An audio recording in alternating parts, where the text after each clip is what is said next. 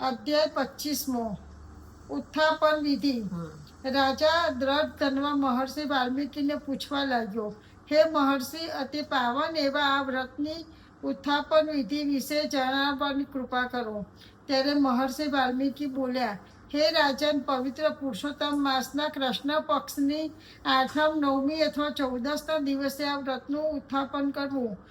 30 સુપાત્ર બ્રાહ્મણોને ભક્તિભાવે નિમંત્રણ આપવું અને તેમના હસ્તે અધ્યોમણ 10 શેર અથવા 5 શેર કે 2.5 શેર 5 પ્રકારના ધાનનું મંડળ પુરાવી એના પર સોનાના કે રૂપાના, ત્રાંબાના કે માટીના 4 છિદ્ર વગરના કળશ મૂકવા.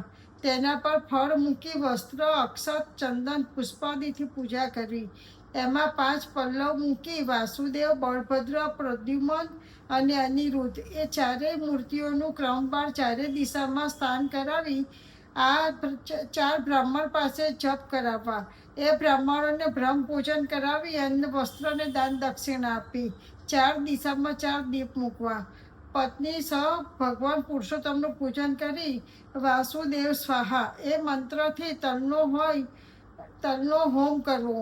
પૂજા કરાવનાર બ્રાહ્મણને તથા તેની પત્નીને તૃપ્ત કરી વાછરડાવાળી ગાયનું દાન કરવું. બીજું કોઈ દાન ન થઈ શકે તો શ્રીમદ ભાગવતના પુસ્તકનું દાન કરવું. શક્ય હોય તો 30 કાંસના સંપુટ ભરીને દાન કરવું. નિમંત્રેલા બ્રાહ્મણોને બ્રહ્મ ભોજન કરાવીને દક્ષિણા આપી.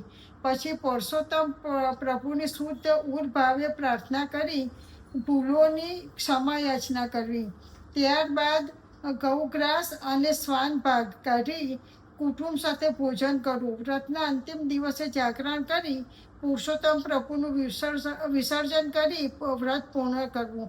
આ વ્રત અને વિધિપૂર્વક ઉત્થાપન કરનાર ભાવિક સૃષ્ટિના સમસ્ત સુખ ભોગવે છે અને તેનો વૈકુંઠમાં વાસ થાય છે. જય પુરુષોત્તમ ભગવાન.